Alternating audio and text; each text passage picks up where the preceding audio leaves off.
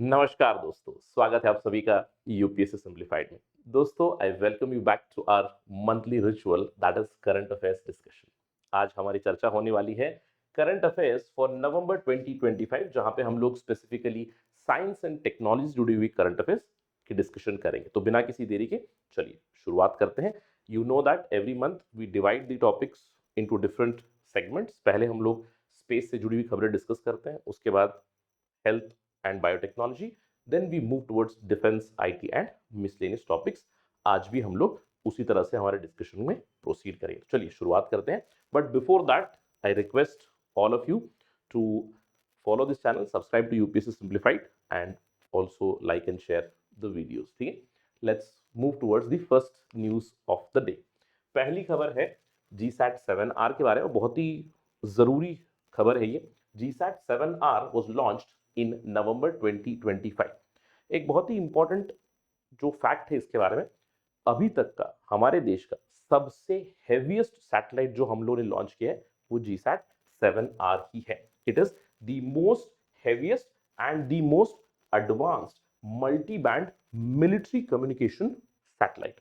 इसको ध्यान रखना है, जब मैं मिलिट्री कम्युनिकेशन बताऊंगा, it is design basically to serve to Indian Navy. ये एक बहुत इंपॉर्टेंट पॉइंटर है। जैसे अगर एमसीक्यू में इंडियन नेवी के बदले शायद इंडियन आर्मी, इंडियन एयरफोर्स अगर किया जाए तो उस चीज को कैच जरूर कीजिएगा।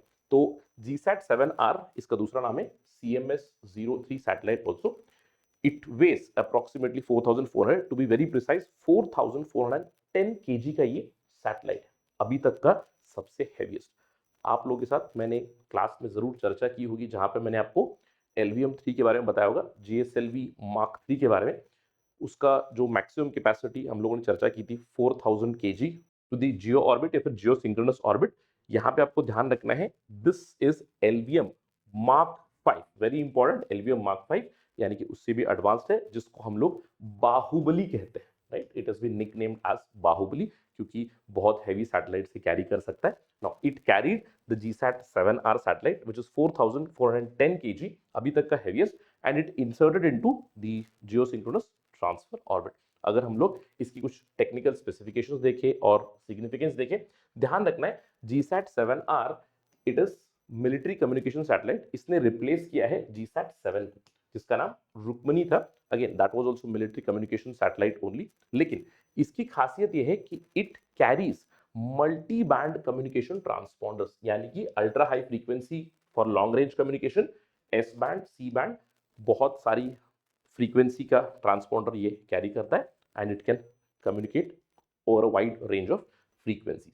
इंडियन नेवी को इससे काफी फायदा मिलेगा। जैसे मैंने आपको बताया, GSAT 7R is going to be really significant for Indian Navy, क्योंकि ये real time high capacity information communicate कर सकता है विद इंडियन नेवी। ना सिर्फ इंडियन कोस्टलाइन या फिर इंडियन बॉर्डर को, इंडियन बॉर्डर से कोस्टलाइन से भी 2000 किलोमीटर एक्सटेंड हो सकता है। सो सर्विलियंस के लिए काफी जरूरी सैटेलाइट ये रहेगा। Remember, GSAT 7R also known as CMS-03। इसके साथ जुड़ा हुआ एक प्रैक्टिस क्वेश्चन है आप सभी के लिए। I want you to attempt this with reference to GSAT 7R। मैं थोड़ा सा पीछे हो जाता हूं। With reference to GSAT 7R, consider the following statements. It is the heaviest communication satellite launched from Indian soil. It carries multi-frequency band transponders, including ultra-high frequency, S-band, C-band, Ku-band. It has been launched primarily to provide secure communication support to the Indian Army in high-altitude border areas.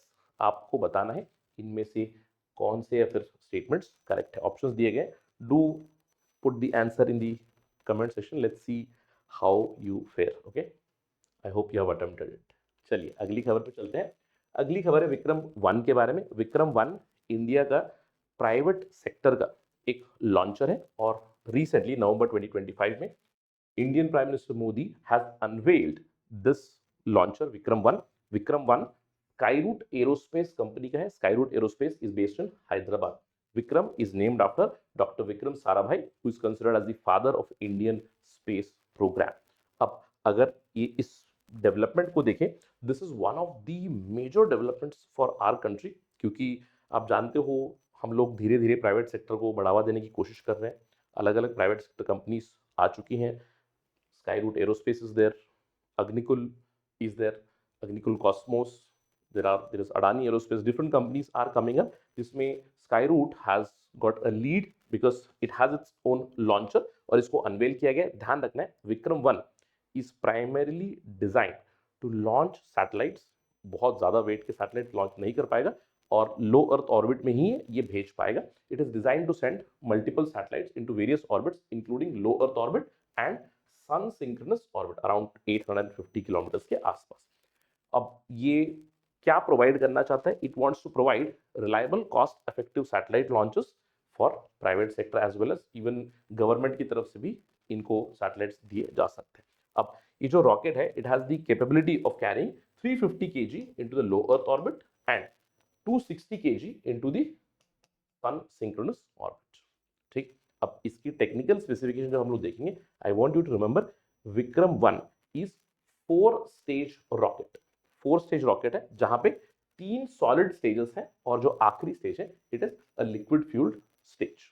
इसके अलावा इनके जो engines है it is quite advanced क्योंकि 3D printed engines होंगे, that is why weight is quite reduced। High end composites इस्तेमाल करते हैं, कार्बन कंपोजिट स्ट्रक्चर है इसका। It is about 20 metres tall and 1.7 metres in diameter. तो ये विक्रम 1 जो लॉन्चर है it is going to give a boost to Indian private space sector for sure. ठीक है, विक्रम 1 के बाद चलिए अगली खबर पे चलते हैं। अगली खबर है Sentinel-6B सैटेलाइट के बारे में। नोट करना है Sentinel-6B सबसे पहले इंडिया का नहीं है, it is European Space Agency satellite. Sentinel-6B एक बहुत बड़े प्रोग्राम का पार्ट है। It is a part of Copernicus programme. Copernicus European Space Agency का एक बहुत बड़ा अर्थ ऑब्जर्वेशन का प्रोग्राम है जिसके अंदर मल्टीपल सैटेलाइट्स भेजे गए हैं। उसके अंदर one of them is Sentinel-6B जो रिसेंटली नवंबर 2025 में लॉन्च किया गया है। इसका उद्देश्य क्या है? ये अर्थ ऑब्जर्वेशन सैटेलाइट है, यानी कि अर्थ के पैरामीटर्स, अर्थ को ऑब्जर्व करेगा। सी सरफेस टोपोग्राफी को स्टडी करने के लिए, ओशन फोरकास्टिंग के लिए ये हमें डेटा कंटिन्यूसली भेजता हुआ रहेगा। Sentinel-6B एक लेगेसी ऑफ सैटेलाइट्स को फॉलो करता हुआ आ रहा है। जैसे मैंने आपको बताया यूरोपियन स्पेस एजेंसी का अर्थ ऑब्जर्वेशन के मल्टीपल सैटेलाइट्स भेजे गए हैं, उसमें लेटेस्ट है Sentinel-6B। पहले जो लेगेसी सीरीज रह चुकी है Jason satellite series and Sentinel-6A series है जो पिछले 40 साल से हमें डेटा देते हुए आ रहे हैं। इस पर्टिकुलर सैटेलाइट के साथ हमारा पोसाइडन 4 डुअल फ्रीक्वेंसी एल्टीमीटर और एक रेडियोमीटर भी भेजा गया है। कंटिन्यूसली ये अर्थ की ऑब्जर्वेशन करेगा और ओशन से जुड़ा हुआ इंफॉर्मेशन हमें देगा। 1300 किलोमीटर्स ऊपर ये ऑर्बिट में है और 10 दिन में ये पूरा ग्लोबल कवरेज कर देगा। ठीक है, इसके अलावा Sentinel-6B is going to provide, इसका सिग्निफिकेंस क्या है? Is going to provide us continuous ocean related data जिससे हमें क्लाइमेट साइंस की स्टडी में काफी मदद मिलेगी। And it also shows you the collaborative aspect, जहां पे यूरोपियन स्पेस एजेंसी में आप जानते हो there is French agency, there are other countries agencies, और यहाँ पे नासा के साथ कोलैबोरेशन है, NOAA के साथ कोलैबोरेशन है, CNES फ्रांस जो है उनके साथ भी कोलैबोरेशन है। अब ये जो Sentinel-6B है, जैसे मैंने आपको बताया, it is a part and parcel of the Copernicus programme. आप यहाँ पे देख सकते हो 2015 से लेकर अभी तक मल्टीपल सैटेलाइट्स लॉन्च किए गए। We are at 2025। आप यहाँ पे देख सकते हो Sentinel-6B लॉन्च हुआ है। आगे भी अगले 5 सालों में भी और लॉन्चेस होने वाले हैं। यहाँ पे by 2030 there will be many more satellites which will be launched under the Copernicus programme, जो अर्थ ऑब्जर्वेशन के लिए, अर्थ से जुड़ा हुआ जो भी क्लाइमेट से जुड़ा हुआ, एटमॉस्फेयर से जुड़ा हुआ जो इंफॉर्मेशन आता है that Copernicus programme provides us. ठीक है, चलिए आगे बढ़ते हैं। Let's move towards a news from Mars.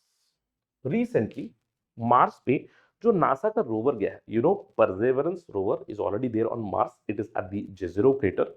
वहां पे उसने एक बहुत ही इंपॉर्टेंट ऑब्जर्वेशन की है। उसने रिसेंटली ऑब्जर्व किया है electrical activity in the atmosphere of Mars, और ये पहली बार हुआ है। It is very significant. Again this is just I would से AI picture, not exactly Mars का पिक्चर मैं कहूंगा, एआई पिक लग रहा है। ठीक है, तो ये हमारे लिए इतना जरूरी क्यों बन जाता है? Why this observation, why this information is extremely important for us? क्योंकि इलेक्ट्रिकल एक्टिविटी जो है अब हम अर्थ पे भी देख सकते हैं। We have triboelectric phenomena on Earth, जहां पे आपने देखा होगा कि अगर दो बादल के बीच फ्रिक्शन हो रही है तो इलेक्ट्रॉन्स ट्रांसफर हो जाएंगे, one of them becomes positively charge, the other and becomes negatively charge. जब दोनों मिलेंगे तो हमें लाइटनिंग मिलती है, हमें वो थंडर सुनाई देता है। क्या यही फिनोमेना वहां पे भी है? क्या वहां पे भी बादल है? नो। तो सर वहां पे कैसे कैसे लाइटनिंग या फिर कैसे इलेक्ट्रिक एक्टिविटी देखी गई है? It is mainly because of the dust storms. वहां पे बहुत सारे डस्ट स्टॉर्म्स है, डस्ट पार्टिकल्स है, सैंड पार्टिकल्स है, तो एक दूसरे से जब रब होंगे तो वहां पे चार्ज ट्रांसफर होगा, और जब पॉजिटिव और नेगेटिव मिल जाएंगे तो इलेक्ट्रिकल डिस्चार्ज आपको मिलेगा। बेसिकली जैसे हमारे यहाँ पे बिजली कड़कती है, उसी का छोटा वर्जन आपको मार्स पे देखा गया और उसको परसेवरेंस रोवर ने रिकॉर्ड किया है। ठीक है, तो not like Earth, of course Earth पे तो बहुत ही इंटेंस लाइटनिंग होती है, लेकिन मार्स पे is not that intense of course. अब इसको परसेवरेंस के सुपर कैम ने कैप्चर किया है, और ऐसे कंटिन्यूअस 55 इलेक्ट्रिकल एक्टिविटी वहां पे देखी गई है। इससे हमें अर्थ के, पार्डन मी, मार्स के एटमॉस्फेयर के बारे में और भी ज्यादा क्लैरिटी मिल सकती है। ठीक है, अब यहाँ पे ध्यान रखना है, इस पूरे डिस्कशन से एक इंपॉर्टेंट कॉन्सेप्ट जो फिजिक्स का है वो आपको थोड़ा सा कवर अप करना पड़ेगा, that is tribo electric charging. अब अगर एमसीक्यू बन जाए, धरती पे भी लाइटनिंग क्यों होती है, थंडर क्यों होता है? It is because of tribo electric charging. जैसे हम लोग बचपन में स्कूल में हम लोग वो एक्सपेरिमेंट किया करते थे ना, कि स्पेशली विंटर में तो बहुत होता है, अगर आपने समझ लो वुलन के कपड़े पहने हुए हैं तो सडनली कोई आकर आपको टच करेगा तो एक जैप चट सा साउंड आ जाएगा। क्यों? क्योंकि इलेक्ट्रिकल डिस्चार्ज हो रहा है। या फिर आपने वो एक्सपेरिमेंट किया होगा जहाँ पे कंघी ली, आपने बालों पे अपनी कंघी घुमाई, और अगर छोटे छोटे पेपर के टुकड़े हैं तो उनको कंघी अट्रैक्ट कर लेगी। क्यों? Again because of tribo electric charging only. ये कॉन्सेप्ट जो है tribo electric charging, it results in transfer of charges, transfer of electrons, जिसकी वजह से हम लोग लाइटनिंग देख सकते हैं, और वही चीज मार्स पे भी देखी गई है छोटे स्तर पे। So this discovery basically expands our knowledge about Mars environment, और ये हमारे लिए बहुत जरूरी बनता है, क्योंकि आप जानते हो कि मार्स के लिए अलग अलग प्रोग्राम्स हम लोग लॉन्च कर रहे हैं, अलग अलग, अगर मार्स पे रोवर जा रहा है, दूसरे देशों के भी अलग अलग प्रोजेक्ट्स जाएंगे, तो क्या उस इलेक्ट्रिकल एक्टिविटी की वजह से कुछ इम्पैक्ट हो सकता है? ये बहुत जरूरी हमारे लिए एक आइडिया बन जाती है। ठीक है, it gives us information that there is electrical activity on Mars. ठीक है, चलिए आगे बढ़ते हैं। एक प्रैक्टिस क्वेश्चन है अगले टॉपिक से जुड़ा हुआ, again typical UPSC type of question, do attempt this. Answer तो आपको पता चली जाएगा थोड़ी देर में।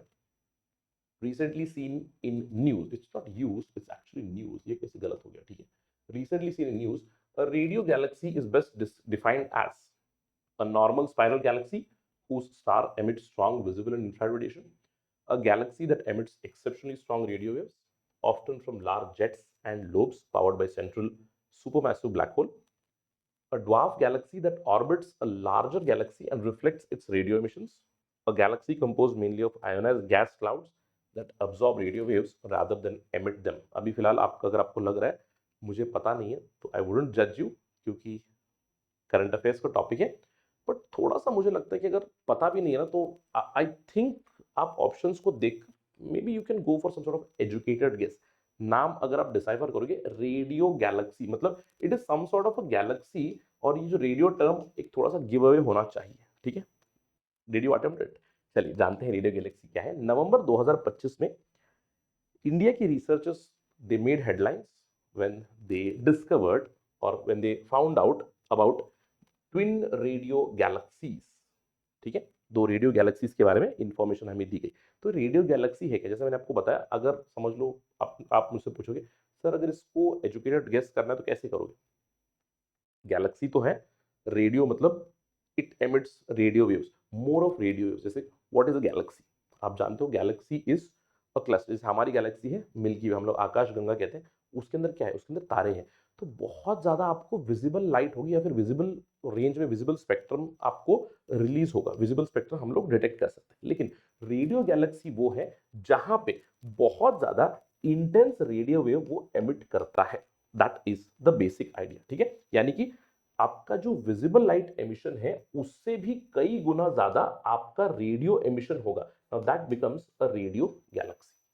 ठीक है, अब क्वेश्चन उठता है सर रेडियो गैलेक्सी में रेडियो वेव ज्यादा क्यों निकलते हैं? क्योंकि अभी जो हाइपोथेसिस दी गई है वहां पे इसका चीफ सोर्स है एनर्जी।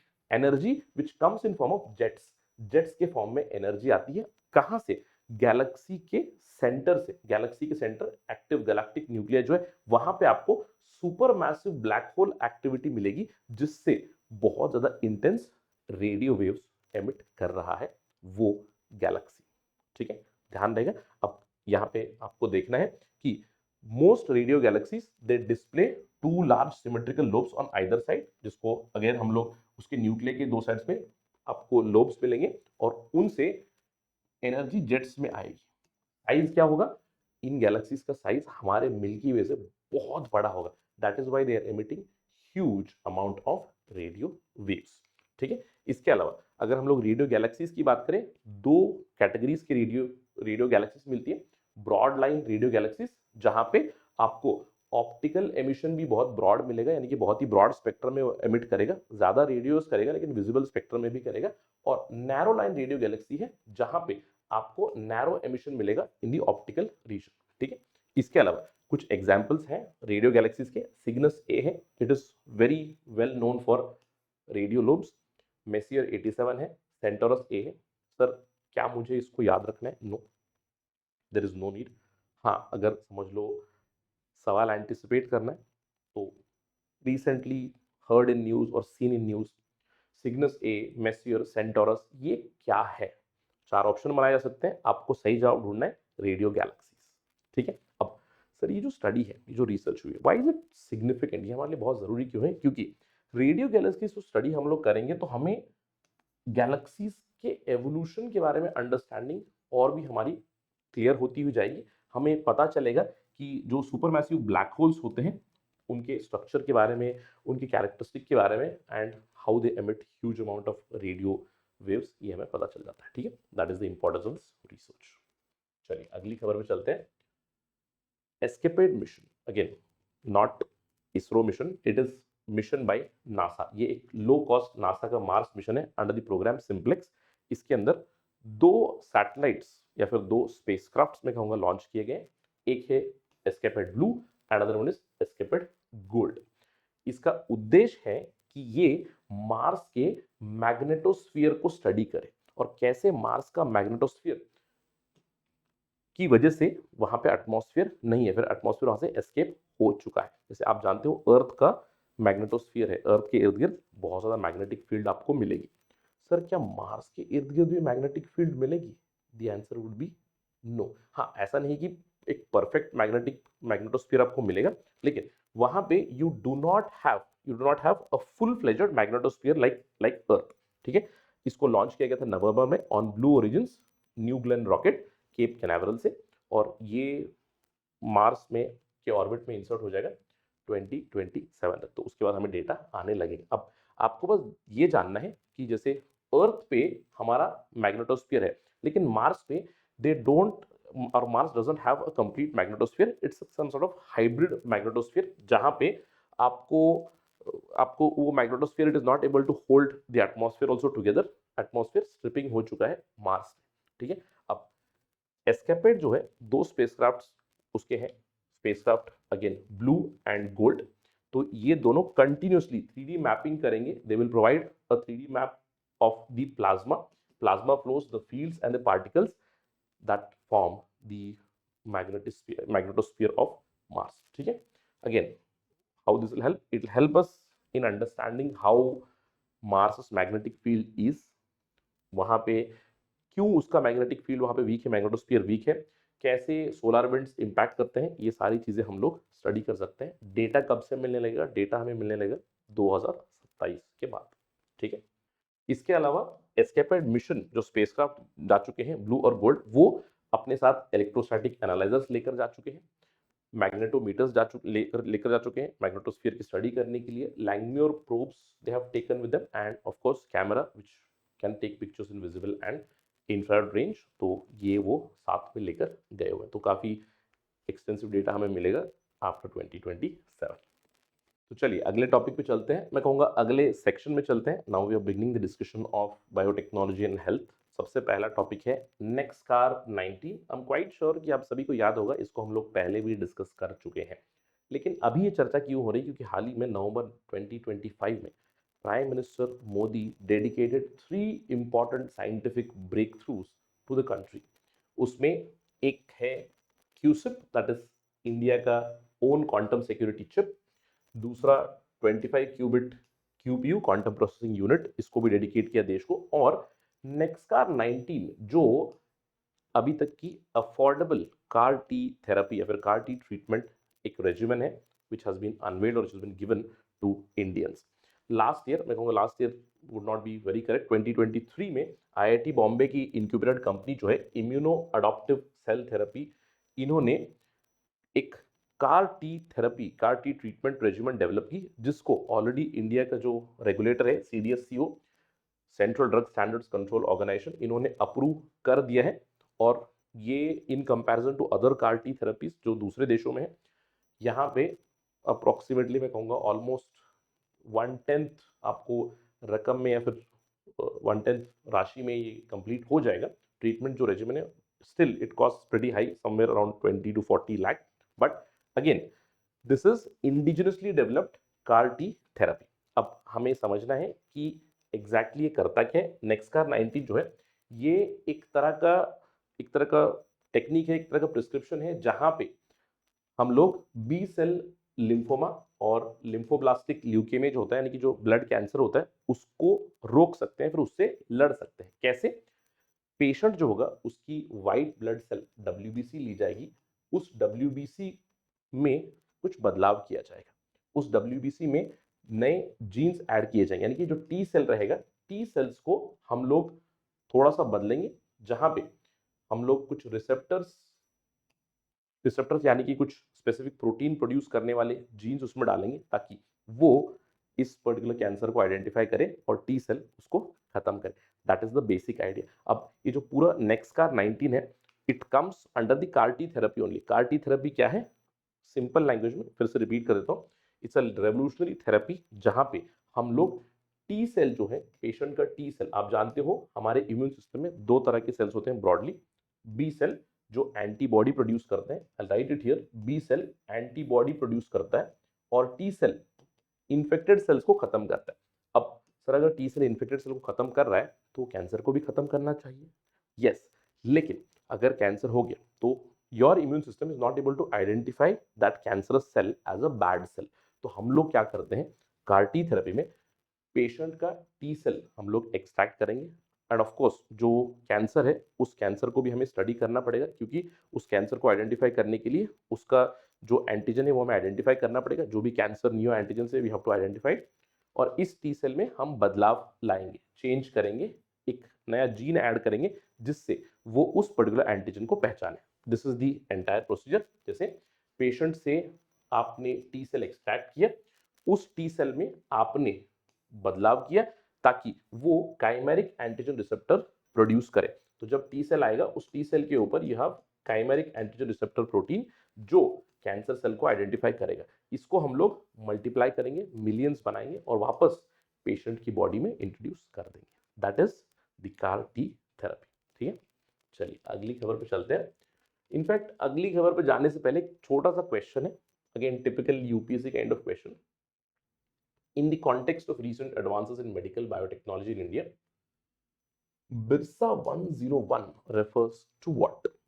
ये जो बिरसा 101 है, क्या है ये आपको बताना है। अगेन थोड़ा सा फैक्चुअल क्वेश्चन है, अगर आपने बिरसा 101 के बारे में सुना है तो ये बहुत ही आसान बन जाएगा आपको आंसर करने के लिए, थोड़ी देर में आपको पता तो चल ही जाएगा। ठीक है, तो ये है क्या, रिसेंटली इंडिया का सबसे पहला first CRISPR based clustered regularly interspaced palindromic repeats CRISPR-Cas9 based gene therapy treatment आई है। किस डिसीज के लिए? याद रखना है, सिकल सेल डिसीज के लिए।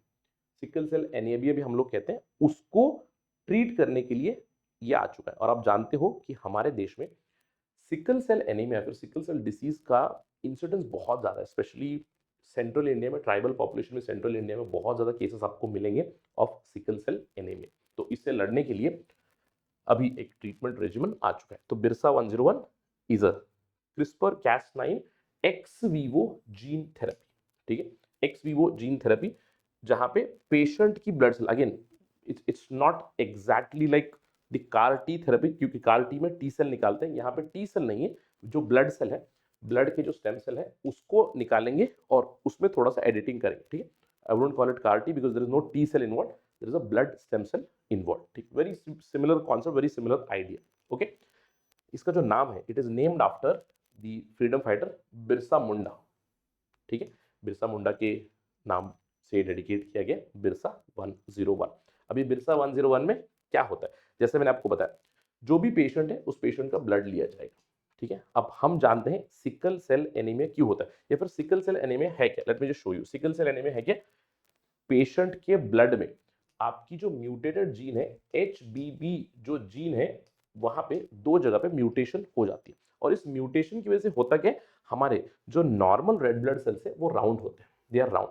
लेकिन सिकल सेल एनीमिया वाले पेशेंट के अंदर ये राउंड के बदले दे बिकम सिकल शेप्ड, चांद की तरह, या फिर जो हम लोग खुरपी कहते हैं ना, सिकल जिससे हम लोग निराई करते हैं, हिंदी में क्या कहते हैं, मराठी में तो हम लोग खुरपी कहते हैं, जिससे घास निकालते हैं ना, तो उस शेप का बन जाता है, that is called sickle. Sickle cell anaemia. अब सर सिकल सेल एनीमिया हो या फिर सिकल सेल डिसीज हुआ तो क्या होगा, अगर आपके आरबीसी का शेप ही कम हो चुका है तो एनीमिया होगा, वीकनेस होगी, ब्लड से जुड़े हुए डिसऑर्डर्स आपको हो जाएंगे। ठीक है, अब इसको ट्रीट करना है, और ये ध्यान रखना है हेरिडेटरी है, इसीलिए आप देख सकते हो सेंट्रल इंडिया में, स्पेशली ट्राइबल एरिया में, सेंट्रल इंडिया में काफी ज्यादा इसकी इंसिडेंस आपको मिलती है। ठीक है, it is inherent inheritance based problem.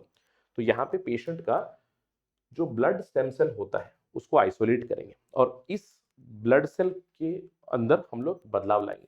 CRISPR कैस9 का इस्तेमाल करके हम लोग रिपेयर करेंगे जहां पे भी जीन में प्रॉब्लम था, HBB जीन में, और इस एडिटेड सेल को वापस पेशेंट की बॉडी में डालेंगे, और ऐसी कंडीशनिंग करेंगे कि वो बोन मैरो में एनगल्फ हो जाए, फिर एनग्राफ्ट हो जाए, ताकि वो नॉर्मल ब्लड सेल्स को प्रोड्यूस करे। इसका मतलब क्या है, सिकल सेल की प्रॉब्लम हट जाएगी। ठीक है, that is the basic idea of Birsa 101 therapy. अब ध्यान रखना है, अभी फिलहाल अर्ली स्टेज जो क्लिनिकल ट्रायल्स है, फेज 1 क्लिनिकल ट्रायल्स हो चुके हैं, और काफी पॉजिटिव इसके रिजल्ट्स आ चुके हैं। तो ये पूरा का पूरा जो रिसर्च है, this research has been now handed over to Serum Institute of India Pune. तो SII को इसको हैंड ओवर कर दिया गया। आगे चल के जो भी ट्रायल्स होंगे, जो भी प्रोडक्शन होगा, डिप्लॉयमेंट होगा, वो सीरम इंस्टीट्यूट ऑफ इंडिया करेगा, बिरसा 101। ठीक है, यहाँ पे दो चीजें याद रखनी है, एक तो Birsa 101 CRISPR Cas9 based treatment है for sickle cell anaemia, sickle cell disease. Sickle cell disease के बारे में भी आपको जानना जरूरी हो जाएगा। ठीक है, एक और ट्रीटमेंट रेजिमेन आई है for thalassaemia. Again do not get confused with all these diseases, सारे ब्लड के साथ जुड़े हुए हैं। Thalassaemia again is a blood disorder जहां पे ब्लड जो हमारे आरबीसी होंगे उसका शेप बदलेगा। अगेन यहाँ पे साइंटिस्ट ने एडेनिन बेस्ड एडिटिंग जो टेक्निक है उसको इस्तेमाल किया, यानी कि आपका जो डीएनए होगा, you know in your DNA you have adenine, guanine, thymine and cytosine. तो adenine always pairs with thymine. ठीक है, अब एडेनिन बेस चेंज किया जाएगा, तो बेस एडिटिंग हम लोगों ने पहले भी डिस्कस किया। Base editing how exactly it works, the study has targeted, जहां पे भी टू प्रॉब्लम्स है ना, again in the HBB gene CD39 and IVS21 जो हट चुके हैं या फिर इनके साथ प्रॉब्लम हो चुकी है, तो इसको रिपेयर करेंगे और वापस ट्रांसफ्यूज करेंगे हम लोग। तो यहाँ पे we have not used CRISPR Cas9, we have not used CAR-T kind of solutions. Again very similar idea, आपको ध्यान रखना है यहाँ पे अलग अलग एंजाइम्स का इस्तेमाल किया जाएगा, और कई बार इसके लिटरेचर में भी आपको मिलेगा कैस9 का उल्लेख। It can be Cas9, it can be CPF9, अलग अलग एंजाइम्स का इस्तेमाल करेंगे जो एडेनिन जो बेस है ना, जो नाइट्रोजन बेस है, उसको एडिट करेगा। तो adenine base editing with higher efficiency, उसके एंजाइम्स हम लोग इस्तेमाल करेंगे। These are the names of the enzymes, NRCH AB80, SPRY ABE80, इस तरह की चीजें। तो अगर आप देखोगे होगा क्या, हम लोग एडेनिन को बदलेंगे इनटू अनदर नाइट्रोजन बेस, और इसका रेप्लिकेशन भी होगा। तो हम लोग बेसिकली जो एडेनिन और थाइमिन का पेयर था, इस एडेनिन थाइमिन के पेयर को we are changing into guanine and cytosine. That is the meaning of base editing. ठीक है, so it's like you are doing epigenetic modification in your DNA. अब आपके दिमाग में सवाल आएगा, सर इसका फायदा क्या होगा। देखिए, adenine adenine base editing versus CRISPR अगर हम लोग देखें, तो यहाँ पे क्रिस्पर कैस9 में हम लोग कर क्या रहे हैं, क्रिस्पर कैस9 में हम लोग डबल डबल स्ट्रैंड जो है उसको ब्रेक कर रहे हैं। तो कहीं ना कहीं जो जीन है उस पर जीन को एडिट कर रहे हैं, डबल स्ट्रैंड ब्रेक कर रहे हैं, तो कई बार म्यूटेशन की प्रॉब्लम हो सकती है। लेकिन एडेनिन बेस एडिटिंग में, जैसे if this is the DNA जहां पे I am changing adenine to guanine, right, adenine ही चेंज कर रहा है, तो यहाँ पे आपको जो डीएनए से जुड़े हुए प्रॉब्लम्स हो सकते हैं, म्यूटेशंस हो सकते हैं, फिर डीएनए डैमेज रिस्पॉन्सेस किस तरह से होंगे क्रिस्पर में मुझे नहीं पता होता, लेकिन यहाँ पे वी कैन प्रेडिक्ट इट। अभी फिलहाल ये रिसर्च में है, ध्यान रखना है, complete treatment has not come, इसके ऊपर एक्सटेंसिव ह्यूमन ट्रायल होने की जरूरत है। ठीक है, ध्यान देगा। अब इस डिस्कशन से आपको एक तो बेस एडिटिंग का कॉन्सेप्ट क्लियर हो जाना चाहिए, और दूसरा है थैलेसीमिया के बारे में आपको नॉलेज होनी चाहिए। थैलेसीमिया क्या है? Again a blood based disorder, you can say thalassemia can be a kind of anemia only। Thalassaemia में जो genetic, it is a genetic disorder जहां पे आपका हेमोग्लोबिन जो है यानी कि ब्लड सेल जो है उस हेमोग्लोबिन का शेप बदल देगा, तो पूरा ब्लड सेल का शेप बदल जाएगा, हेमोग्लोबिन में प्रॉब्लम हो जाएगी, जिससे आपको एनीमिया हो जाएगा। तो एनीमिया से जुड़े जो भी सिम्टम्स होंगे, थकावट होगी, बोन डिफॉर्मिटी हो सकती है, बहुत ज़्यादा बीमारियां हो सकती है, ऑक्सीजन लेवल कम है, जॉन्डिस की प्रॉब्लम हो सकती है। क्यों? क्योंकि म्यूटेशन हो चुका है आपके हेमोग्लोबिन से जुड़े हुए जीन्स में। अब इसको प्रिवेंट कैसे करेंगे? कुछ कुछ तरीके हैं। नॉर्मली क्या होता है, blood transfusion is one of the ideas, लेकिन अभी फिलहाल बेस एडिटिंग को भी ट्राई किया जा रहा है in the extensive clinical trials. ठीक है, चलिए आगे बढ़ते हैं। Let's move to another topic, Rift Valley fever. Again एक डिसीज है Rift Valley fever. Early November में, नवंबर की शुरुआत में WHO ने कंफर्म किया Rift Valley fever outbreak in 2 countries, Mauritania and Senegal. Mauritania, Senegal, West Africa में आपको कंट्रीज आते हैं जो जहां पे आपको रिफ्ट वैली फीवर देखा गया। मॉरिटानिया में टोटली 46 कंफर्म केसेस आए और 14 डेथ भी हुए। तो यहाँ पे mortality rate is quite high, यानी कि 1 in 3 person is dying because of Rift Valley fever here. Senegal में भी 350 से ज्यादा केसेस रिपोर्ट किए गए। So this becomes a very big public health issue in African continent, और I would say West African region. Rift Valley fever है क्या? Note करना है, ये वायरल बीमारी है, जूनोटिक बीमारी। वायरल मतलब वायरस की वजह से होगी। ये वायरस कहाँ से आ रहा है? जानवरों से ह्यूमंस में आ रहा है, उसको हम लोग जूनोटिक कहते हैं। अब प्राइमरीली ये लाइव स्टॉक का इफेक्ट करता है, लाइव स्टॉक शीप हो गया, गोट, कैटल, कैमल एटसेट्रा, लेकिन ह्यूमंस में भी ये चीजें देखी गई है। अब इसका नाम रिफ्ट वैली फीवर क्यों है? क्योंकि पहली बार इसका जो केस है वो रिफ्ट वैली में आया था। अब यहाँ पे आपको ध्यान रखना है, Rift valley comes towards the eastern African side. जैसे जो केनिया में, मतलब केनिया है ना, वहां पे आपको रिफ्ट वैली मिलेगा। जैसे कहा जाता है, there is a hypothesis that Africa is going to break probably at that rift itself, we don't know when, maybe centuries down the line, but rift valley comes towards the eastern side, so these problems are seen towards the other side। अब ये जो rift Valley fever है, इसका cause, transmission, इसकी geography कहाँ पे? Geography तो मैंने आपको बता दिया है, नियर दी रिफ्ट वैली, लेकिन कॉज क्या है? It is a viral disease, यानी कि वायरस की वजह से होगा, which is Rift Valley virus. ये एक आरएनए वायरस है, और ट्रांसमिट कैसे होगा? It transmits mainly by infected mosquitoes, Aedes mosquito या फिर क्यूलेक्स मॉस्किटो। अब मॉस्किटो के अलावा अगर ह्यूमंस, किसी जानवर को ये बीमारी हुई तो उसके संपर्क में आएंगे, या फिर उससे जुड़े हुए प्रोडक्ट्स, उससे ब्लड को एक्सपोज हो जाएंगे, या फिर उससे प्रोडक्ट से जो कच्चा दूध हो गया, फिर मीट हो गया, उनसे भी ह्यूमंस में आ सकता है। अभी ध्यान रखना है, human to human transmission document नहीं किया गया है, और ये जो डिसीज है it is predominantly found in the African region, sub Saharan African region में आपको जरूर मिलेगा। साथ ही साथ it is also found in Arabian peninsula region also. अब क्वेश्चन उठता है, सर अगर किसी को रिफ्ट वैली फीवर हो जाए तो क्या सिम्टम्स आते हैं? माइल्ड केसेस में आपको fever, weakness, back pain, dizziness वगैरह होता है, लेकिन अगर सीवियर केसेस हो गया, ट्रीटमेंट नहीं मिली, तो सीवियर केसेस में हेमोरेजिक फीवर हो सकता है, यानी कि ब्लड हेमरेज हो सकता है, ब्रेन हेमरेज वगैरह, एंसेफ्लाइटिस के केसेस भी देखे गए हैं। अब क्वेश्चन उठता है, सर क्या कोई वैक्सीन है? नोट करना है, कोई वैक्सीन नहीं है ह्यूमंस के लिए। हाँ, जानवरों के लिए वेटरनरी यानी कि एनिमल के लिए वैक्सीन अवेलेबल है। रिफ्ट वैली वायरस के लिए there is vaccine available, different variants of vaccine, तो एनिमल्स को हम लोग वैक्सीनेट कर सकते हैं, तो एनिमल से ही तो इवेंचुअली ह्यूमंस में आ रहा है। तो इसका मतलब क्या है, prevention is the best cure here. तो प्रिवेंट करो, कैसे प्रिवेंट करोगे? एनिमल्स में अगर हुआ तो सबसे पहले वैक्सीनेशन उनको देना चाहिए, अगर वैक्सीन नहीं है तो क्वारंटीन रखा जाए, उनकी ट्रीटमेंट की जाए, एनिमल की मूवमेंट को रेस्ट्रिक्ट करें। ह्यूमंस की बात आ गई तो ह्यूमंस को तो कांटेक्ट अवॉइड करें, अगर कहीं पे रिफ्ट वैली फीवर के केसेस मिले हैं तो उन जानवरों से दूर रहें, उन जानवरों का दूध ना पिए, कच्चा वो भी, उन जानवरों का मांस मीट वगैरह ना खाएं, ठीक है? तो इस तरह की चीज़ें कर सकते हैं। Again what why this discussion becomes very important, इसको आप कनेक्ट कर सकते हो with the concept of one health, जो WHO एक डिस्कशन करता है one health concept. One health का मतलब क्या है, ना सिर्फ ह्यूमंस की हेल्थ, जानवरों की हेल्थ, एनवायरनमेंट का हेल्थ, सब कुछ हमें एक इंटीग्रेट अप्रोच में सोचने की जरूरत है। So a very good example for that, ठीक है? Let's move to the next news. I wouldn't say again कोई डिसीज, लेकिन एक पर्टिकुलर केमिकल के बारे में हम चर्चा कर रहे हैं जो हेल्थ इफेक्ट कॉज कर सकता है। राइसिन के बारे में आपने जरूर सुना होगा, पिछले महीने राइसिन काफी चर्चा में था। पिछले महीने हम लोगों ने व्हाइट कॉलर टेररिज्म की भी खबरें सुनी, तो उसी व्हाइट कॉलर टेररिज्म से जुड़ा हुआ एक जो केमिकल है वो राइसिन आया, जहां पे गुजरात की एंटी टेररिज्म स्क्वाड ने कुछ लोगों को अरेस्ट किया, टेरर ग्रुप से जुड़े हुए थे। देवर attempting to produce ricin.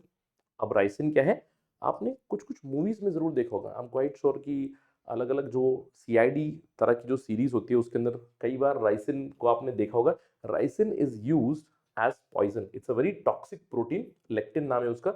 It is derived from castor oil seeds, या फिर कैस्टर सीड्स जो होते हैं ना, ध्यान रखना है, वेरी इंपॉर्टेंट है, MCQ बन सकता है इसके ऊपर। राइसिन कैस्टर सीड से निकाला जा सकता है एंड इसको केमिकल वेपन्स कन्वेंशन में इसको बैन किया गया, शेड्यूल 1 केमिकल ये माना जाता है। क्यों? क्योंकि there is always a threat of chemical या फिर बायो टेररिज्म फ्रॉम दिस। इसके अलावा राइसिन काम कैसे करता है? राइसिन है ना, अगर आपकी बॉडी में चला गया, राइसिन अगर आपने गलती से खा लिया, अपने इनहेल वगैरह भी कर लिया, उससे भी प्रॉब्लम हो सकती है। तो जैसे आपकी बॉडी में जाएगा तो उसके दो पार्ट्स होते हैं, राइसिन के दो पार्ट होते हैं, चेन ए और चेन बी, ठीक है? तो चेन ए एंजाइमेटिक एक्शन करता है, चेन बी बाइंडिंग एक्शन करता है। अब यहाँ पे अगर अगर आप देखोगे राइसिन की वर्किंग को, अगर आप देखोगे राइसिन की वर्किंग को, if you see ricin here, ricin के एक ए चेन होगा, एक बी चेन होगा। तो A chain will help ricin to enter into the cell. एक बार सेल के अंदर एंटर हो गया तो सेल वॉल या फिर सेल मेम्ब्रेन से वो एंटर कर गया।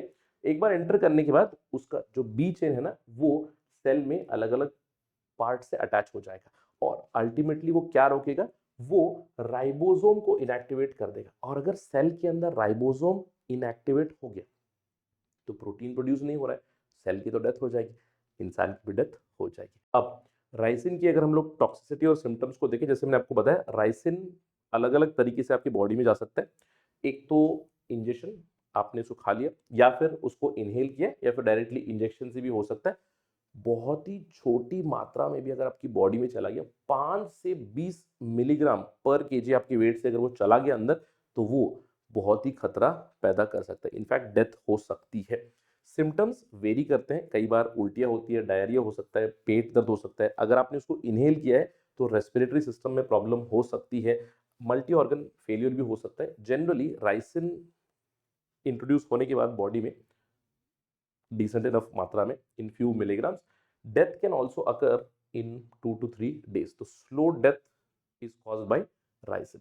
ध्यान रखना है, राइसिन अगर बॉडी में चला गया तो there is no specific antidote और वैक्सीन। जैसे हम लोग कहते हैं ना, अगर स्नेक बाइट हुआ है तो एंटी वेनम डोट दिया जाता है, लेकिन यहाँ पे there is no concept of anti venom dote also. तो यहाँ इसका कोई वैक्सीन या फिर एंटीडोट नहीं है, जो भी है मैनेजमेंट करना पड़ेगा, सिम्टम्स की मैनेजमेंट करनी पड़ेगी और इसीलिए ये बैंड है। ध्यान रखना है, ricin has no significant civilian use, इसका कोई यूज नहीं है।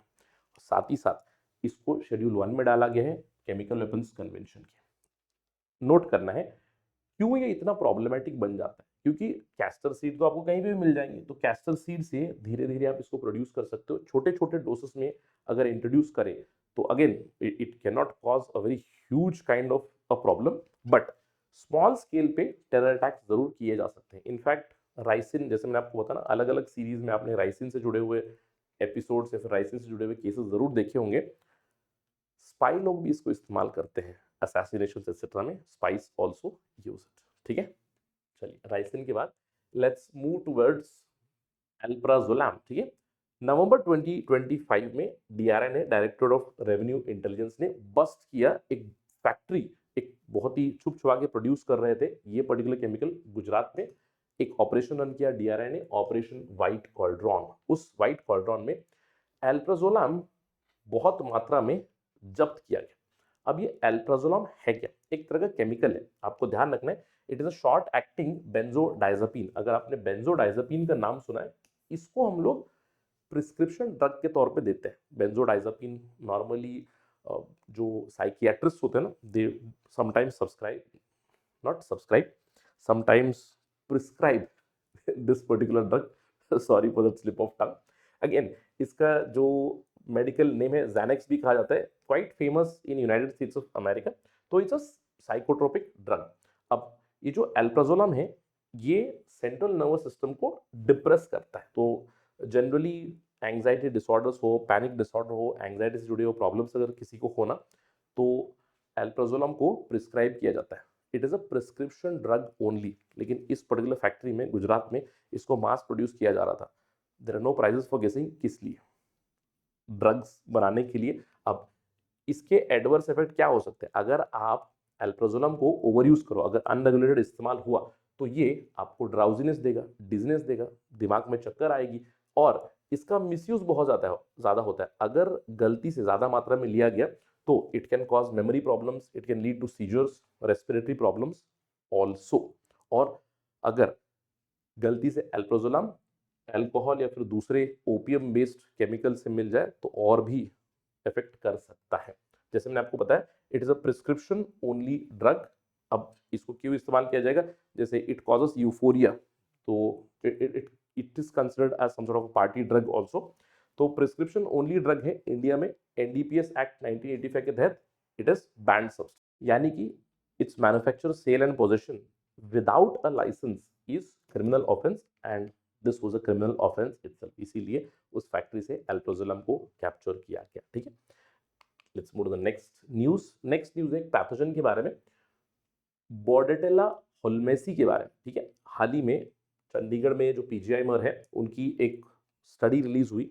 काफी लंबी स्टडी हुई है। वहां पे information has come from 2019 to 2023, जहां पे धीरे धीरे ये बताया गया कि नदर्न इंडिया में बॉर्डेटेला होल्मेसी के केसेस काफी ज्यादा बढ़ते हुए जा रहे हैं।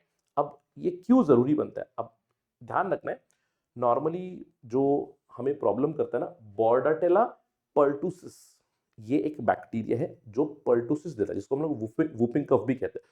बहुत ज्यादा खांसी आती है ना वूप करते हुए वूपिंग कफ होता है।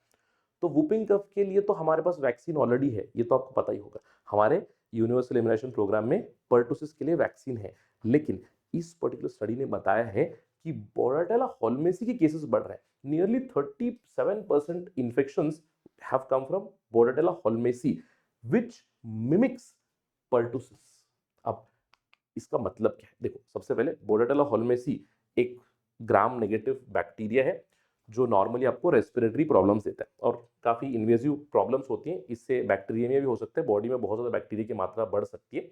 और इनिशियली हम लोग इसको ना नॉर्मल ब्लड स्ट्रीम इन्फेक्शन मानते हैं, लेकिन आगे चल के बैक्टीरिया में भी हो सकता है। स्पेशली जिन लोगों का इम्यून सिस्टम थोड़ा सा कॉम्प्रोमाइज है, फिर इम्यून सिस्टम थोड़ा सा वीक है, उनमें काफ़ी प्रॉब्लम्स कर सकता है। और इसके सिम्टम क्या होंगे? Very similar to your pertussis. Prolonged cough होगा, वूपिंग कफ होगा, whooping cough and post tussive vomiting वगैरह भी हो सकती है। यानी कि क्लासिकल पर्टुसिस के केसेस हैं। लेकिन अगर इसकी ट्रीटमेंट नहीं हुई, और पर्टुसिस के लिए तो मेरे पास वैक्सीन है, इसके लिए वैक्सीन नहीं है, और अगर ये कंटिन्यू हुआ तो आगे चल के मेनिंजाइटिस, एंडोकार्डाइटिस, बैक्टीरिया में ऐसी प्रॉब्लम कर सकता है, स्पेशली जिनका इम्यून सिस्टम वीक हो। अब ये हमारे लिए इतना जरूरी क्यों बनता है, इसके ऊपर स्टडी करना इतना जरूरी क्यों बनता है? क्योंकि अगेन स्प्रेड हो सकता है, एक आदमी से दूसरे व्यक्ति में भी स्प्रेड हो सकता है, ह्यूमन टू ह्यूमन स्प्रेड हो सकता है। डायग्नोसिस ट्रीटमेंट का प्रॉब्लम नहीं है, क्योंकि देखो एक बार अगर डायग्नोस में कर लूंगा ना कि खांसी है, लंबी खांसी है, एक बार मुझे पता चल जाएगा कि ये बोर्डेटेला होल्मेसी है, तो ट्रीट करना कोई प्रॉब्लम नहीं, क्योंकि मेरे पास एंटीबायोटिक्स है। लेकिन हमारे यहाँ पे दिक्कत होती है कि it is often misdetected as Bordetella pertussis and that is the problem. ठीक है, अब वाई प्रॉब्लम, जैसे मैंने आपको बताया, हमारी जो करंट पर्टूसिस की वैक्सीन है, it is design for Bordetella pertussis and it might not protect us against Bordetella holmesii. That is a problem, और ये आगे चल के हमारे लिए इशू बन सकती है और सवाल उठ सकते हैं वैक्सीन एफिशिएंसी के बारे में भी। That is the major problem. ठीक है, आई होप कि इशू आपको पता चल चुका है। Let's move to the next news. Scrub typhus के बहुत सारे केसेस इंडिया में देखे गए। नवंबर 2025 में there were many cases which were reported specially from Yavatmal, that is Vidarbha region में। हाईलाइट किया गया कि बहुत सारे लोगों को स्क्रब टाइफस के केसेस हुए, मेनली फार्मिंग कम्युनिटी में बहुत सारे केसेस देखे हैं। 130 से भी ज्यादा कंफर्म केसेस देखे गए हैं। अब ध्यान रखना है, ये स्क्रब टाइफस है क्या, या फिर इसको हम लोग बुश टाइफस भी कहते हैं। नॉर्मली स्किन बेस्ड डिसऑर्डर है, खुजली होती है, लेकिन सीरियस केसेस में प्रॉब्लम हो सकती है। यहाँ पे इस बीमारी के अलावा I want you to know about a particular region as well. It causes acute febrile illness. एक बैक्टीरिया है जिसका नाम है ओरियंशिया सुत्सुगामुशी। नोट करना है, ओरियंशिया सुत्सुगामुशी। ठीक है, ये ट्रांसमिट होता है to humans through the larval mites. जैसे टिक्स होते हैं ना, माइट्स, छोटे छोटे जो माइट्स होते हैं, कई बार दिखाई नहीं देते हैं, स्किन में छुपे हुए रहते हैं, जब वो काट लेंगे तो स्क्रब टाइफस हो सकता है। अब स्क्रब टाइफस क्यों होता है मैंने आपको बता दिया है ऑलरेडी, ओरियंशिया सुत्सुगामुशी। ये टर्म मैं चाहता हूं कि ध्यान रखें, बिकॉज ऑफ लार्वा माइट्स या फिर रोडेंट्स, यानी कि चूहे वगैरह काट ले तब भी हो सकता है, छोटे छोटे मैमल्स काट ले तब भी हो सकता है। ध्यान रखना है, एक व्यक्ति से दूसरे व्यक्ति को नहीं जाएगा। ओके, और generally it's not a very serious kind of issue also, लेकिन कहीं ना कहीं ये स्किन का जो प्रॉब्लम हो रहा है, ये इश्यूज जो हो रहे हैं ना, ये स्प्रेड हो चुके हैं इन सम एरियाज, और इसको जोग्राफिकल रिस्क बहुत ज्यादा है। और जो जोग्राफिकल रिस्क है, it is predominantly found in Tsutsugamushi triangle. ठीक है, अब कई बार इस पे एमसीक्यू आ सकते हैं, MCQ specifically about this particular region. थोड़ा सा ज्योग्राफी की तैयारी करते हैं। व्हाट इज दिस टाइफस या फिर स्क्रब टाइफस का जो रीजन है, उसको हम लोग कहते हैं सुत्सुगामुशी ट्रायंगल। क्यों? क्योंकि इस एरिया में आपको ओरियंशिया सुत्सुगामुशी केसेस बहुत ज्यादा मिलते हैं। इस तरफ है आपका फार ईस्टर्न रशिया, नीचे है नदर्न ऑस्ट्रेलिया, और इस तरफ अप टू अफगानिस्तान पाकिस्तान। ये जो ट्रायंगल बन जाएगा ना, इस ट्रायंगल में आपको ये पैथोजन बहुत मिलेगा।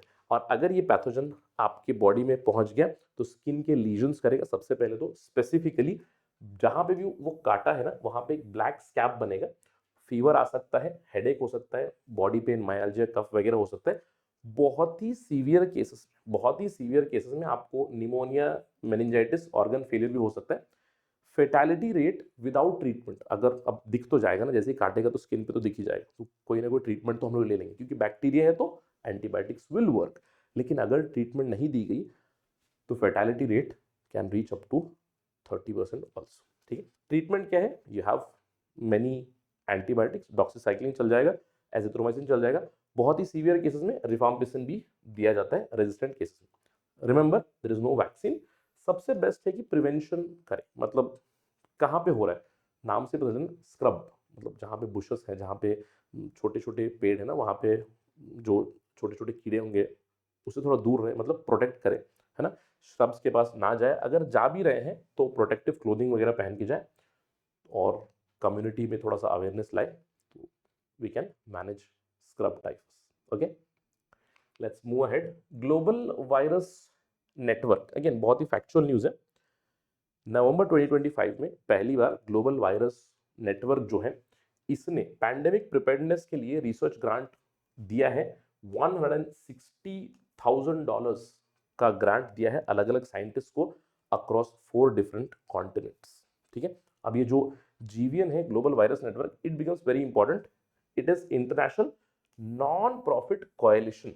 अब इस कोएलिशन में कोई स्पेसिफिक कंट्री का लीड नहीं है, लेकिन it consist of medical virologist and other virology centres, यानी जो भी वायरस के ऊपर स्टडी कर रहे हैं उन सेंटर्स का एक कोलैबोरेटिव यूनिट है GVN, ग्लोबल वायरस नेटवर्क। ठीक है, global virus network is an essential and critical defence against viral diseases and again epidemics. हम लोगों ने देखा पैंडेमिक, वी सॉ कोविड-19, उसकी वजह से इनका और भी महत्व बढ़ चुका है।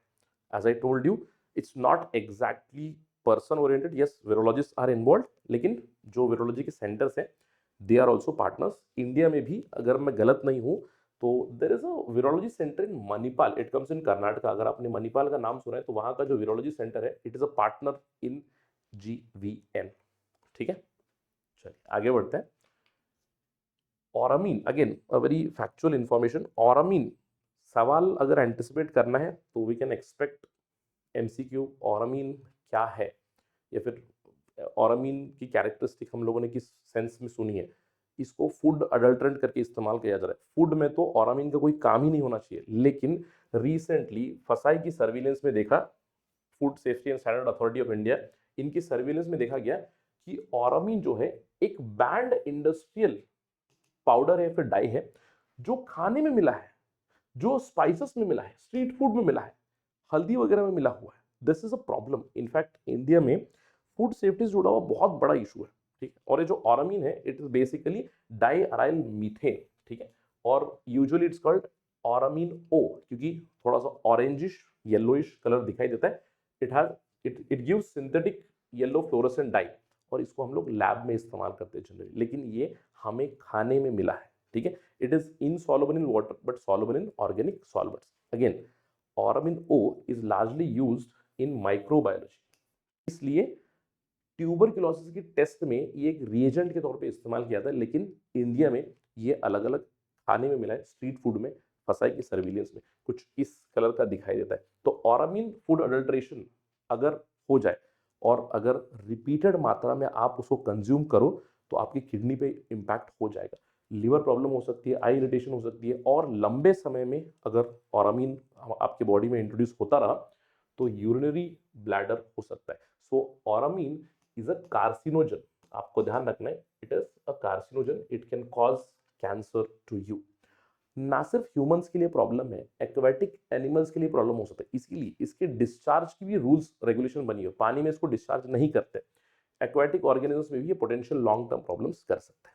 इंडिया में ध्यान रखना है, ऑरामीन ओ फूड कलरेंट नहीं है।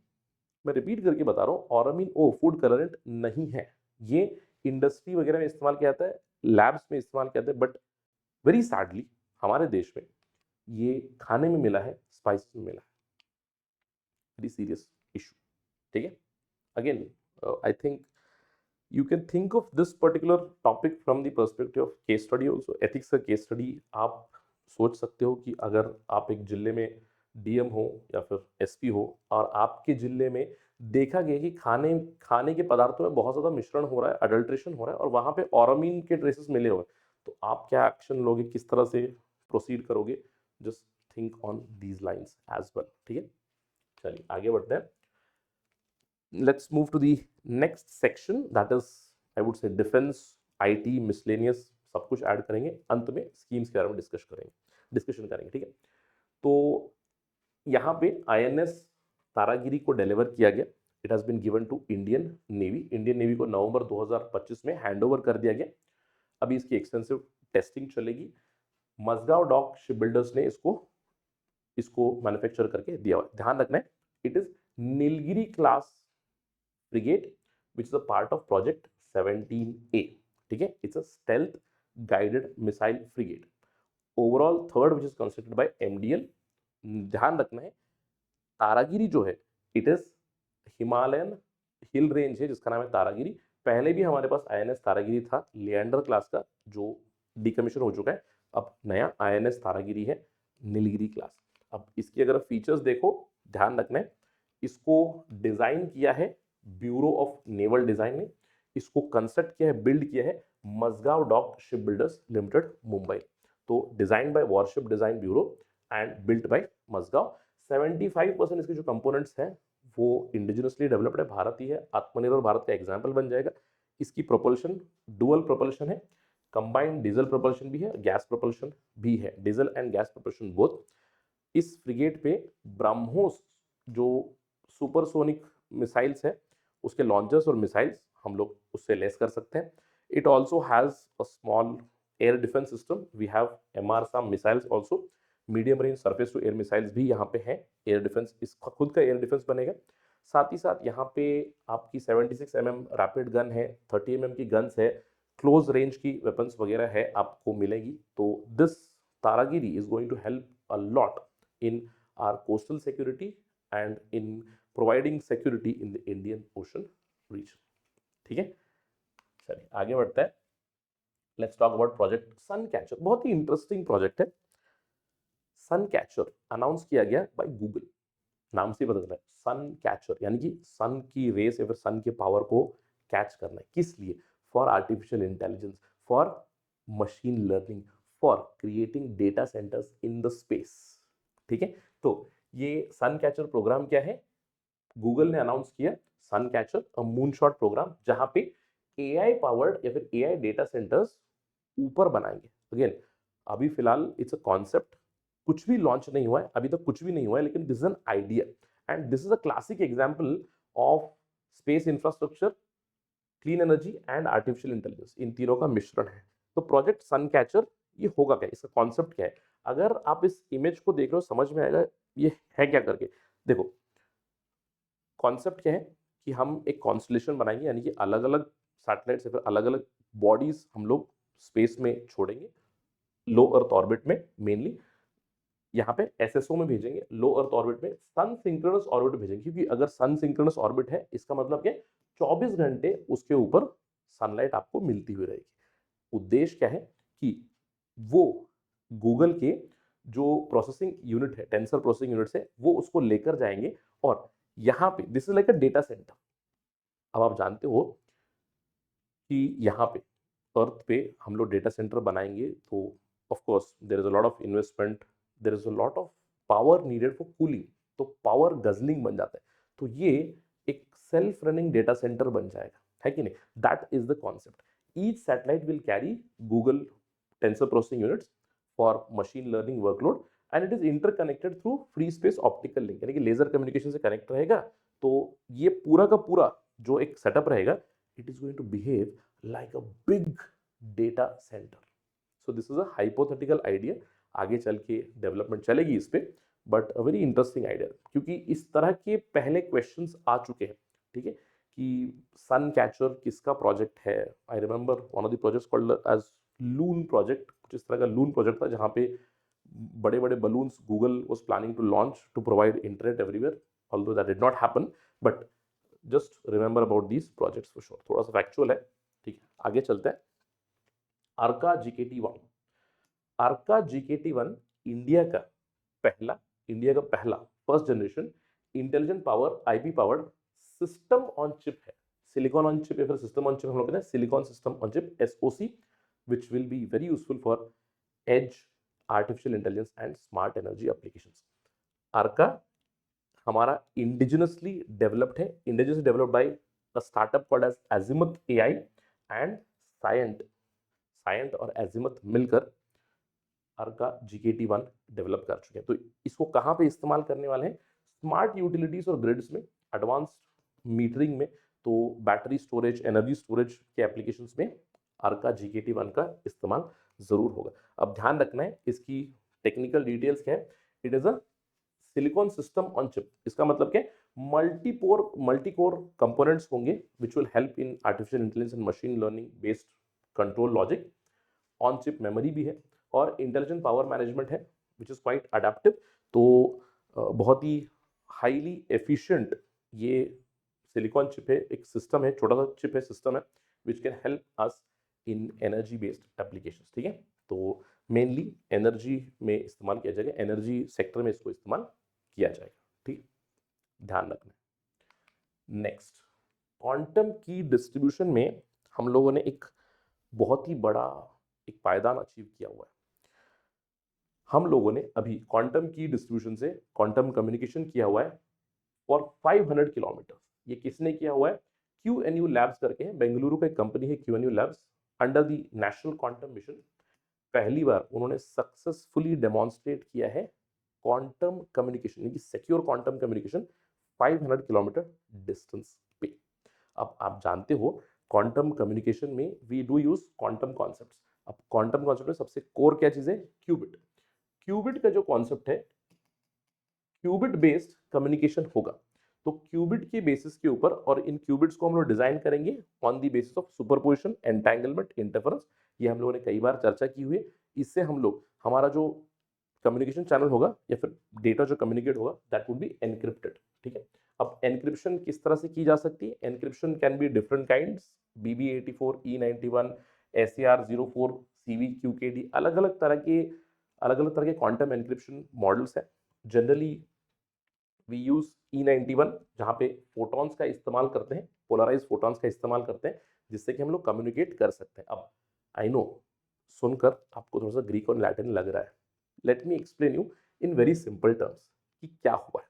देखो, अगर मुझे कम्युनिकेट करना है, अगर मुझे कम्युनिकेट करना है कोई कोई चीज एक दूसरे व्यक्ति से, फिर दूसरे बॉडी से, I don't want any buddy else snooping, किसी और को वो इन्फॉर्मेशन मिलना ही नहीं है। तो अभी फिलहाल हुआ क्या, अगर ए से बी मुझे इन्फॉर्मेशन भेजनी है, ठीक है, I have to send a message, imagine I have to send a message कि हाय, मुझे हाय भेजना है। ठीक है, तो ये जो इंफॉर्मेशन जाएगी हाय, ये तो आपको नॉर्मल चैनल पे जाएगी, it is not quantum channel, ये आपका normal, it may be photon based, light based, optical जो हमारा केबल होता है ना, उस ऑप्टिकल केबल से मैसेज जाएगा।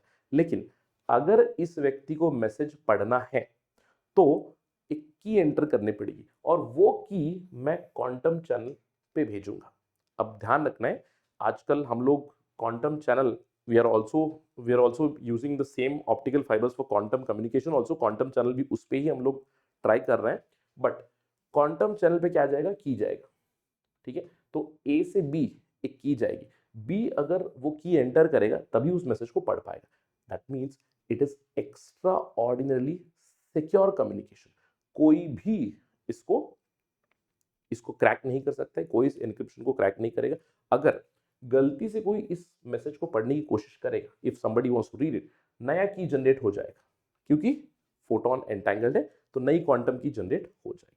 अब अगर आपको ये आइडिया आ चुका है तो आपको पता चल रहा होगा कि सर ये तो काफी सिक्योर कम्युनिकेशन है, और हम लोगों ने अभी ये अचीव किया है 500 किलोमीटर रेंज, यानी कि पॉइंट ए और पॉइंट बी के बीच 500 किलोमीटर का डिस्टेंस, तो वहां तक हम लोगों ने अभी क्वांटम कम्युनिकेशन किया।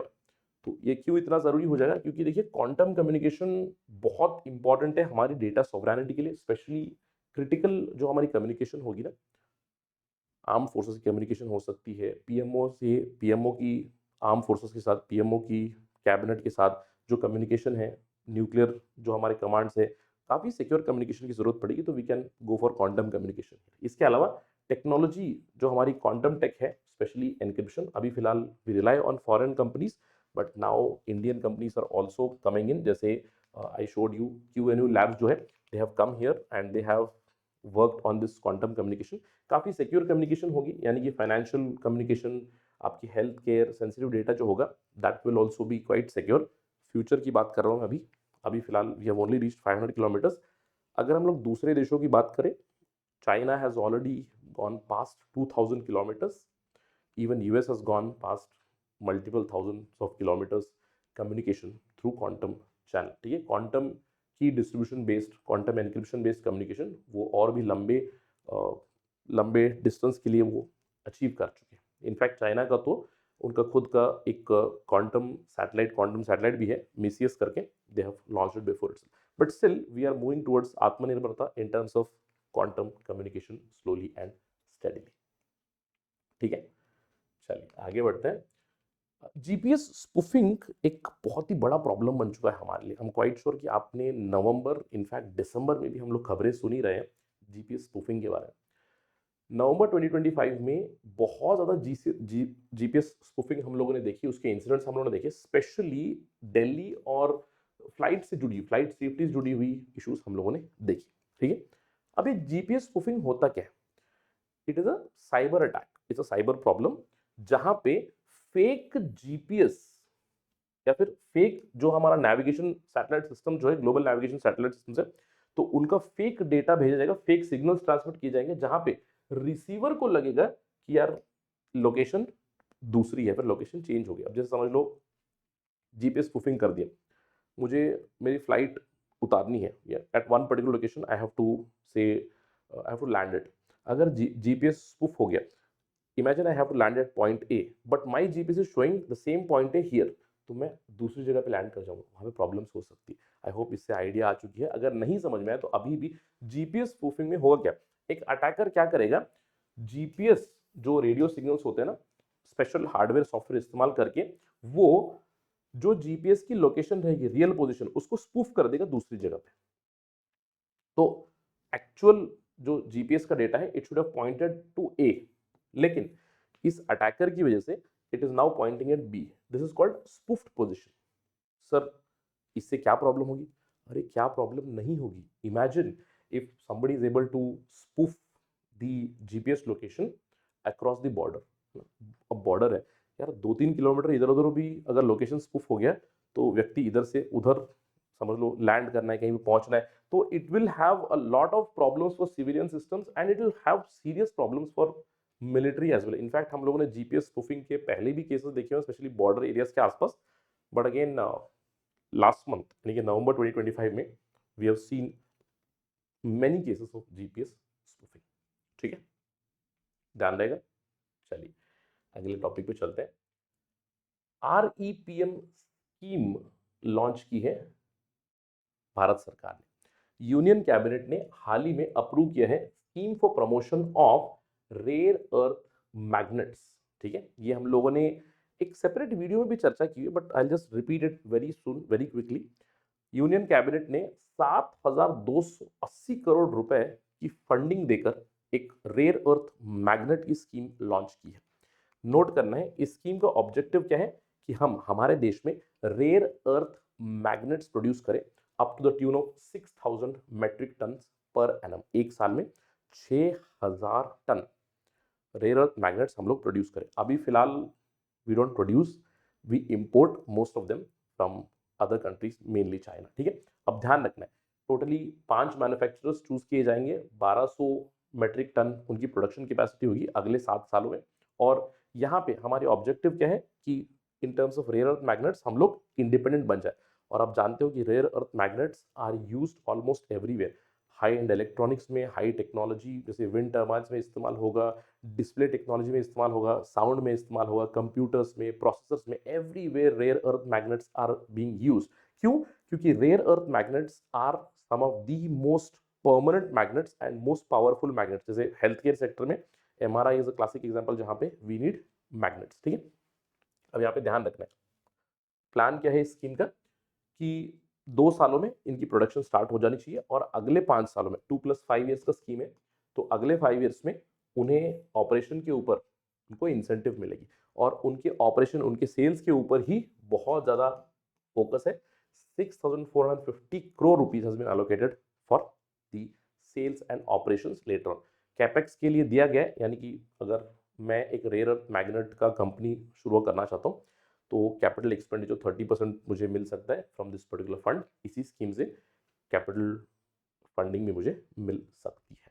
अब क्वेश्चन उठता है, सर अभी तक आपने रेयर अर्थ मैग्नेट बता दिया, लेकिन वो है क्या? देखो, rare earth magnets are permanent magnets जो हम लोग बनाते हैं। आप जानते हो कि धरती में हमें मैग्नेट मिलते हैं, है ना। धरती में वी हैव लोडस्टोन्स जो कॉमन मैग्नेट है, ब्लैक कलर का दिखता है जो।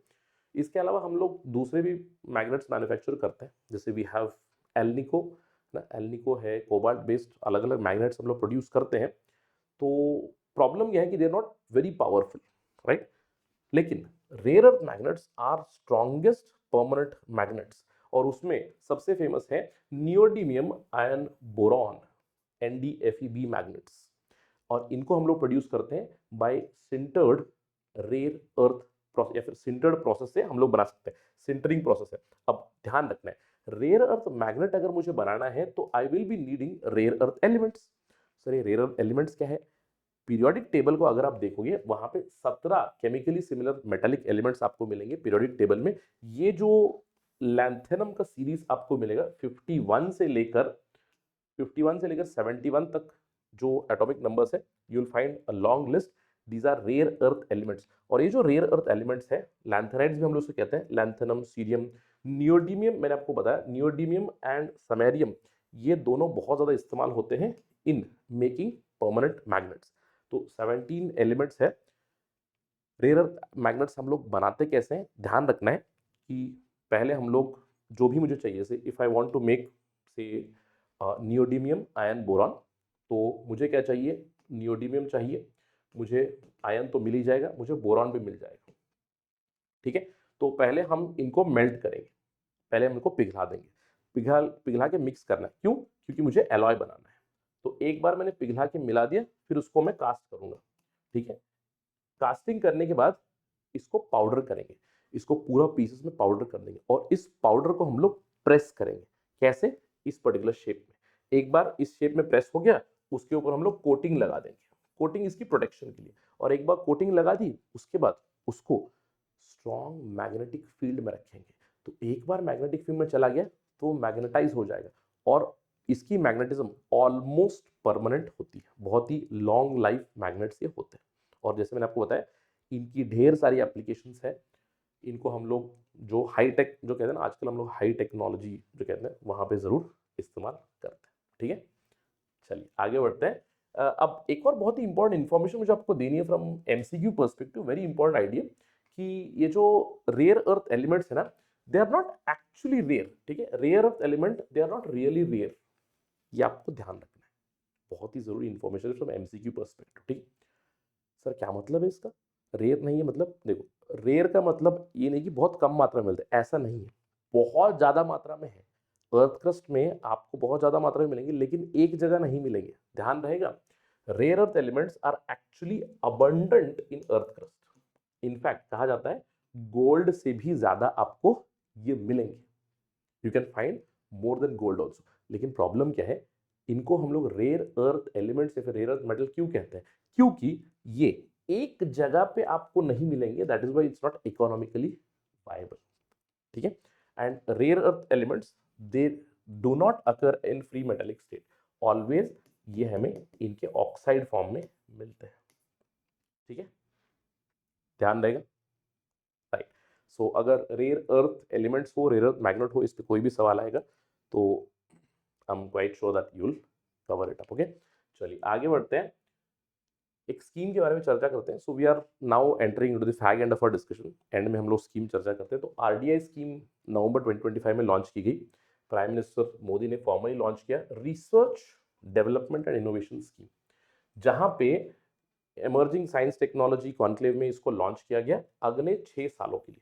6 ईयर्स में 1 लाख करोड़, 1 लाख करोड़ कॉर्पस दिया जाएगा again to finance private sector R and D. बहुत जरूरी है पॉइंट। ठीक है, आर&डी स्कीम में सरकार की तरफ से प्राइवेट सेक्टर को मदद दी जाएगी 1 लाख करोड़ रुपए for the next 6 years, approximately I would से 20,000 करोड़, 20,000 करोड़ पर ईयर, मोर और लेस। तो यहाँ पे होगा क्या, भारत सरकार ये जो राशि है ना, ये हाई एंड रिसर्च में इसको इन्वेस्ट करेगी। इसको कौन इंप्लीमेंट करेगा, इसकी नोडल एजेंसी कौन है? Department of science and technology, उसके अंडर एएनआरएफ बना हुआ है, अनुसंधान नेशनल रिसर्च फाउंडेशन। यहां से फंडिंग एलोकेट होगी। अब ये फंडिंग ऐसा नहीं है कि फ्री का पैसा मिल रहा है प्राइवेट कंपनीज को। ठीक है, सिलेक्शन होगी। It's, I wouldn't say it is more like directly grant, लेकिन it's more like an investment. ये जो 1 लाख करोड़ का कॉर्पस है ना, इससे लॉन्ग टेनर के लोन मिलेंगे। इट्स लाइक अ लोन, मतलब बहुत ही लंबा टर्म का, या फिर लो या फिर जीरो इंटरेस्ट रेट पे कंपनीज को लोन दिया जाएगा। अगर समझ लो मेरी कंपनी है और मैं क्वांटम टेक्नोलॉजी भी काम करना चाहता हूँ, मुझे पैसा चाहिए, तो मैं अप्लाई करूंगा, तो मेरी एप्लीकेशन स्क्रूटिनाइज होगी, उसके बाद आई will be getting money. So I can get long term loan. और अगर मेरी कंपनी अच्छा कर रही है, अगर मेरी कंपनी आईपीओ में, तो इक्विटी इन्फ्यूजन भी हो सकती है। सो इक्विटी इन्फ्यूजन स्टार्टअप्स, या फिर जो भी डीप टेक्नोलॉजी में भी फंडिंग करेंगे ना, तो it's also called deep tech fund of fund. तो यहाँ से भी कॉन्ट्रीब्यूशन जाएगा। तो कवरेज कितना होगा, जो भी आपका प्रोजेक्ट कॉस्ट है उसका टिपिकली 50% यहाँ से जा सकता है। कुछ कुछ एक्सेप्शनल केसेस में सरकार ज्यादा भी दे सकती है।